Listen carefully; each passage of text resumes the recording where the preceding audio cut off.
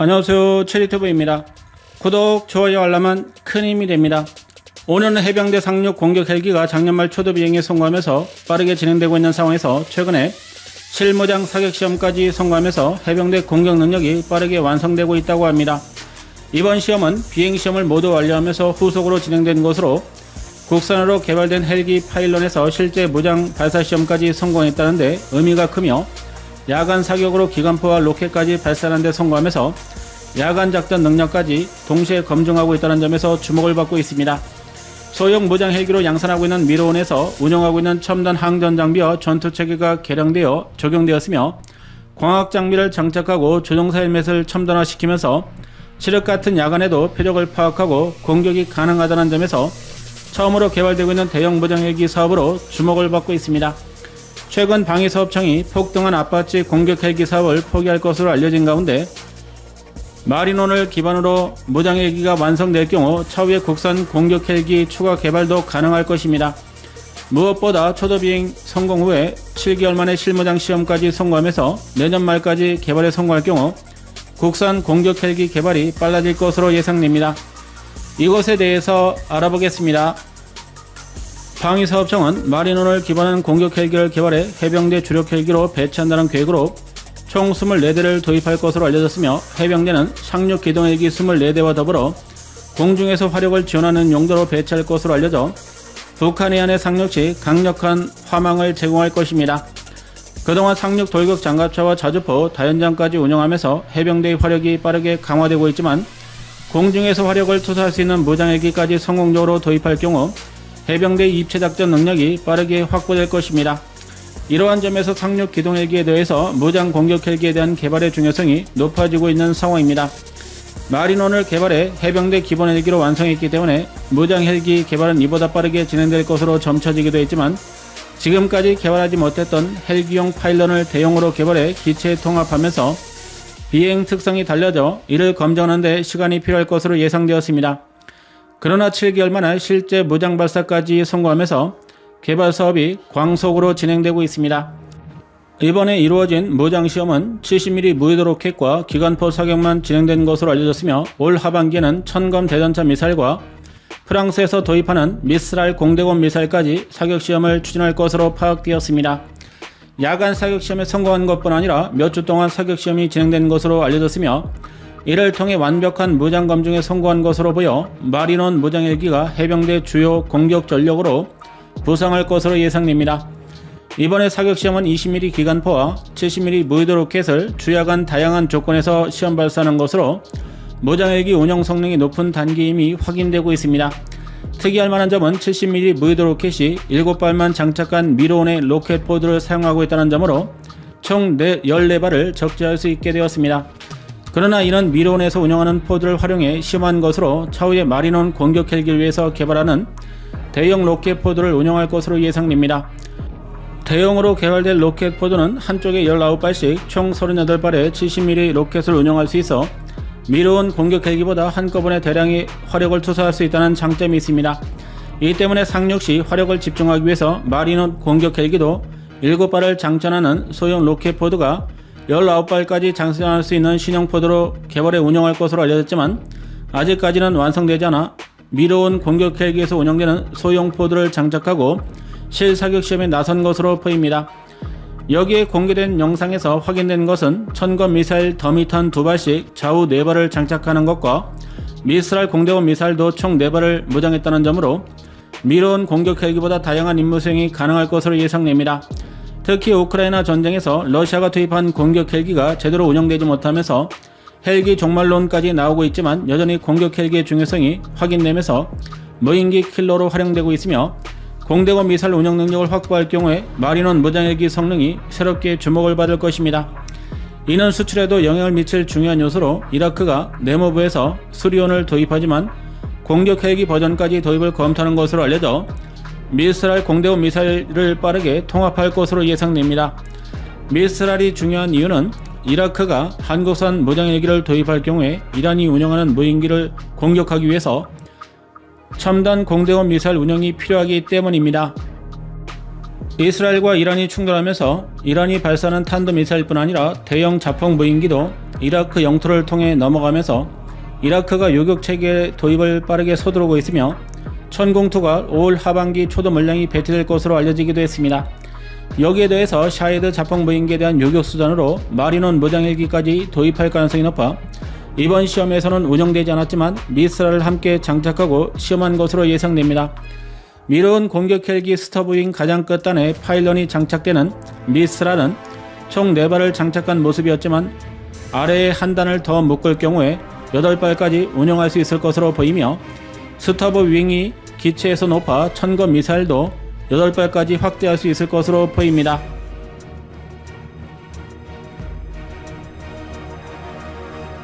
여기에 천검과 미사일 사이 장착되는 70mm 로켓포드를 대용으로 장착할 수 있을 것으로 알려져 무장시험이 완료되면 내년에 배치될 해병대 공격헬기가 보유할 화력은 상당히 강화될 것으로 예상됩니다. 해병대가 상륙작전을 위해서 공대공 미사일과 공격헬기까지 운영할 수 있지만 육군이 도입한 아파치 공격헬기에서도 공대공 미사일은 일반적인 상황에서는 무장하지 않기 때문에 마리논 무장헬기 개발해서 공대공 미사일까지 무장한 것은 상당히 이례적이라는 분석입니다. 이 때문에 무장헬기 수출을 염두에 두고 무장에 대한 성능을 검증하는 것으로 보이며 이라크 외에도 아랍에미리트와 사우디까지 관심을 보이고 있다는 것이 사실 가능성이 높다는 분석입니다. 이라크가 2대를 먼저 주문해 관심이 쏠리고 있지만 아랍에미리트도 수리온 무장헬기에 관심이 높은 것으로 알려졌으며 도입을 적극 검토하고 있습니다. 그러나 현지 사정으로 도입이 미뤄지면서 이라크보다 사업이 지연되고 있지만 2013년 두바이에서 개최된 에어쇼에 카이가 실기차를 파견할 정도로 수출에 주력하고 있는 국가입니다. 공대지 무장을 위주로 개발하고 있는 상황에서 공대공 무장까지 성능 검증이 이루어질 것으로 보여 중동 국가에 대한 수출 가능성이 높아질 것으로 예상됩니다. 우크라이나 전쟁에서 기동헬기에 기관포를 장착하고 속도가 느린 자폭 무인기를 공중에서 격추시키는 것에 성공할 정도로 헬기를 적극적으로 활용하고 있어 무장헬기의 기관포까지 운영할 경우에 드론과 무인기의 천적으로 운용될 수 있다는 것입니다. 기동헬기에 무장을 장착하는 방식으로 상륙 공격헬기가 개발되고 있지만 자체 개발한 무장을 항공기에 통합하는 사업이 빠르게 전개되면서 차후에 본격적인 공격헬기 개발이 진행될 경우에 자체 개발이 가능한 수준으로도 기술을 확보할 수 있을 것으로 보입니다. 이러한 분석이 나오는 배경에는 터키가 이탈리아에서 도입한 망구스타 기술을 습득해서 대형 공격헬기를 개발하고 있으며 이탈리아도 개발이 오래된 망구스타를 대체할 신형 공격헬기를 내놓고 있어 우크라이나 전쟁에서 오히려 중요성이 높아지면서 공격헬기와 무인기를 통합하는 방식으로 새로운 사업들이 추진되고 있습니다. 이러한 점에서 아파치 공격헬기 추가 도입을 포기한 국방부가 대형 공격헬기를 자체 개발할 가능성에 무게가 실리고 있습니다. 국방부가 최근 아파치 추가 도입을 포기하면서 무인기 전력에 집중한다고 표면적인 이유를 밝혔지만 여전히 산악지형이 대부분인 한반도에서 헬기를 대체할 수 있는 무기체계는 등장하지 않고 있습니다. 아파치 공격헬기 추가 도입을 포기한 배경에는 무인기의 등장이 아닌 가격 폭등이 주요했다는 점으로 자체 공격헬기 개발 가능성이 예상되고 있습니다. 보잉사가 개발하고 있는 무기체계들이 급격한 가격 폭등이 진행되고 있는 가운데 포세이돈 해상 초계기도 50%나 올라 우리 군에서도 추가 도입이 어려울 것으로 예상됩니다. 아파치 공격 헬기도 36대 도입에 3존을 편성했지만 6존 이상을 요구한 것으로 알려져 도입이 불가능하다는 판단이며 차라리 그 돈으로 대형 공격 헬기를 자체 개발하는 것이 낫다는 분석입니다. 개발비를 줄일 수 있는 핵심 기술들이 미로온과 마리논 공격 헬기를 개발하면서 확보할 수 있는 것으로 보여 해병대 공격 헬기가 성공적으로 개발될 경우에는 자체 대형 공격 헬기 개발도 가능할 것입니다. 방위사업청은 올해 하반기 천검 대전차 미사일과 공대공 미사일까지 시험한다는 계획으로 내년 하반기 개발을 마무리 지을 것으로 알려져 빠르게 사업이 전개되고 있습니다. 최근에 방위사업청이 무장헬기 개발과 관련된 영상을 공개하면서 미로온에 이어서 대형헬기에 무장을 장착하는 사업도 빠르게 진행될 것입니다. 보람의 전투기 개발 사업에 비해서 주목을 받지 못하고 있지만 실전에 배치되는 것은 비슷한 시기에 진행될 것으로 보여 그동안 공격력이 약했던 해병대도 강력해질 것이며 해외 수출까지도 빠르게 가능할 전망입니다. 영상 시청 감사합니다.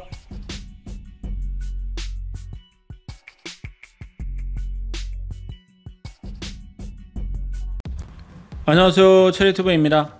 구독, 좋아요, 알람은 큰 힘이 됩니다.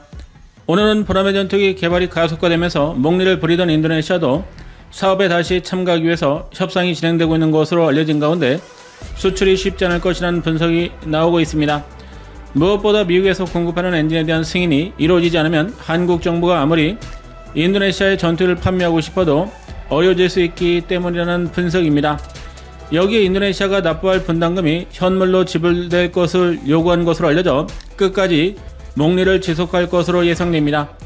인도네시아는 6천억 원의 분담금을 줄이는 데 성공한 이후에 남은 2천억 원을 팜유와 커피 등 현물로 결제하는 방안을 관철시킨 것으로 알려져 우리 정부가 너무 많은 양보를 해주고 있다는 분석입니다.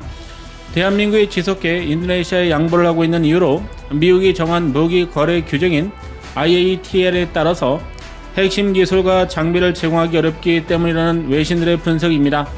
이 때문에 많은 부분에서 국산화를 이루었지만 여전히 미국에서 수출 허가를 확보하지 못하면 중동과 인도네시아 수출에 영향을 받을 수 있기 때문에 요구를 들어주고 있는 것이라는 분석입니다. 인도네시아가 남은 2천억 원도 현물로 결제하는 것을 관철시키면서까지 보라매 전투기에 남으려고 하는 것은 미래 전력을 확보하는 데 상당한 역할이 가능하기 때문이라는 분석이며 이 때문에 보라매를 파토내기 어렵다는 것으로 보여 이 또한 주목을 받고 있습니다. 이것에 대해서 알아보겠습니다.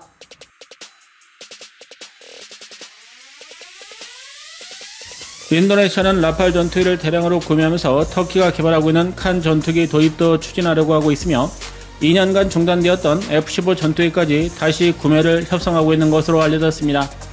여기에 타이푼 전투기 중고 도입을 추진하기도 했으며 카타르에서 운영했던 미라지 2000 전투기를 도입하려다가 무산되기도 했습니다.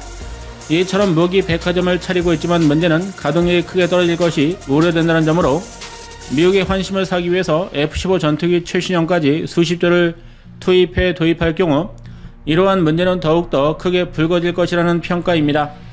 인도네시아가 인도-파키스탄 전쟁에서 새롭게 떠오른 중국산 전투기에 관심을 보이고 있지만 현실적으로 도입하기에는 어려울 것으로 보이며 인도가 정확한 교전 데이터를 공개하지 않은 상태에서 라팔을 여러 대 격추시켰다는 것은 중국의 언론 공작이라는 주장입니다.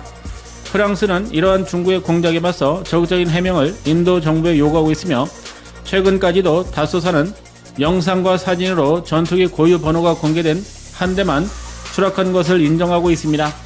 그것도 중국이 주장하는 공대공 미사일로 격추된 것이 아닌 작전 중 사고로 인해서 추락한 것이라는 입장이며 인도 정부도 외교 관계를 고려해서 적극적인 반박을 하지 않고 있습니다. 이러한 프랑스의 적극적인 움직임으로 인해서 인도네시아가 오히려 라팔 전투기를 추가로 구매하려는 움직임을 보이고 있는 것으로 파악되기도 했습니다. 아랍에미리트도 80여 대의 라팔을 도입하는 사업을 재검토하는 것으로 알려진 상태에서 최근에는 신중한 태도를 보이면서 관망하고 있는 상황입니다. 이렇듯 큰 파장을 낳을 것처럼 했던 라팔 전투기 교전 실적이 자세히 밝혀지지 않으면서 프랑스도 한숨을 돌리고 있는 듯한 모습입니다. 프랑스는 미국에 이어서 가장 강력한 전자전 방어 체계인 스펙트라 시스템이 가동되었다면 중거리 미사일을 피하거나 적극적인 전자전 공격으로 막아냈을 것이라면서 인도 조종사들의 능력을 의심하고 있는 상황입니다. 인도네시아가 라팔 도입을 지속할 것으로 알려지고 있는 가운데 공군력을 구성하고 있는 기존 전력도 가동률이 40%대인 것으로 알려지면서 보라매 전투를 포기하는 것이 어렵다는 외신들의 분석이 제기되고 있습니다. F-16 전투기 25대와 수호이 27과 30계열 전투기 16대가 주력 전력이지만 러시아산 전투기의 경우 부품 수급이 어려운 상황에서 가동률이 크게 하락하고 있으며 라팔 전투기까지 도입이 진행되면서 정비 체계가 점점 더 복잡해지고 있다는 것입니다. 이 때문에 인도네시아가 프랑스로부터 운영에 필요한 핵심 부품과 점검 시스템을 도입하는 것을 축소할 수 있다는 것입니다. 이렇게 될 경우 라팔 전투기가 수년 만에 가동률이 크게 주저앉을 수 있다는 우려가 현지에서 나오고 있습니다. 인도네시아는 한국에서 창정비를 완료한 잠수함을 가져온 후에 몇 년간 운영하지 않다가 갑자기 바다로 끌고 나가 침몰시킨 경험을 가지고 있으며 당시 대한민국이 창정비를 제대로 하지 않아 발생한 것으로 뒤집어 씌우려고 했으나 조사 결과 소모품을 제대로 구매하지 않아 침몰 사고의 원인이 된 것으로 파악되기도 했습니다. 여기에 F-60 경 전투기 한 대가 인도네시아에서 추락한 사건도 비슷한 문제 때문이었으며 평소 부품을 제대로 확보하는데 자금을 제대로 투입하지 않는 것으로 알려져 첨단 무기 운영을 제대로 하지 못하고 있는 상황입니다. 이러한 문제점을 타개하기 위해서 인도네시아는 자체적인 생산이 가능한 항공기 도입에 노력을 기울이고 있으며 미국도 F-15 전투기를 도입할 경우에 기술 이전을 통해 현지 생산을 미끼로 협상을 지속하고 있는 것으로 파악되었습니다. 이 때문에 터키 칸 전투기 사업에 참가하는 것은 한국과 미국을 동시에 견제하기 위한 것이며 협상력을 높이려는 수단일 가능성이 높다는 전망입니다. 새로운 전투기를 이것저것 도입하고 있지만 실제 제대로 운영할 수 있을지는 미지수인 상황에서 보람의 사업을 포기할 경우에 그나마 운영하는 것이 어려워지기 때문에 전투기를 현지 양산하는 것은 포기하기 어렵다는 것입니다. 한국과 추가적인 협상을 타결하고 남은 분담금 2천억 원을 납부해 다시 사업에 복귀하려고 하지만 최근에 알려진 내용에 따르면 현물로 남은 금액을 상환하는 것까지 합의한 것으로 알려졌습니다. 우리 정부는 남은 분담금 협상을 빠르게 마무리하고 내년부터 보람의 전투기를 수출할 수 있도록 하기 위해서 현물 상환 방식을 허가한 것으로 보입니다.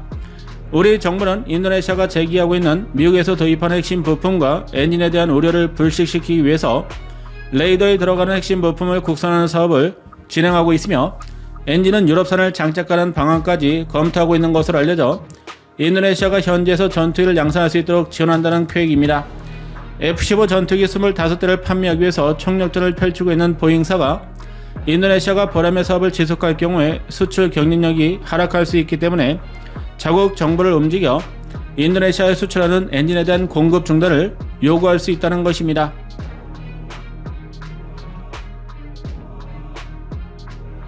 이러한 약점을 가지고 있기 때문에 그동안 허가하지 않았던 현물 납부 방식까지 합의한 것이 아니냐는 분석입니다. 인도네시아 입장에서는 유럽산 엔진을 보람에서 운영할 경우 오히려 미국의 간섭에서 자유로울 수 있으며 프랑스산 엔진까지 사용할 경우에 보람의 전투기를 운영하는 데 장점이 될 것으로 보여 이를 선호할 것으로 예상됩니다. 라팔 전투기 45대를 도입하고 있는 상황에서 추가로 16대 이상을 도입할 가능성이 높아 이번 기회에 유럽산 엔진을 주력으로 운영할 가능성이 높은 상황입니다. 여기에 남은 분담금을 현물로 납부하는 것을 요구하면서 빠르게 마무리 지을 가능성이 높다는 분석입니다. 인도네시아는 작년 분담금에 대한 협상을 시작하면서 연간 1,000억 원 정도만 납부해 자격을 유지할 것으로 알려졌지만 현물로 납부하는 것을 허가할 경우에 남은 금액을 모두 정산할 가능성이 높다는 분석입니다. 그러나 지금까지 허가하지 않았던 현물 납부 방식을 우리 정부가 허가한 것은 유감스러운 일로 2,000억 원 정도만 남아있었던 상황에서 1조 원을 깎아주고 현물 상환까지 허가했다는 점에서는 아쉬운 대목이라는 분석입니다.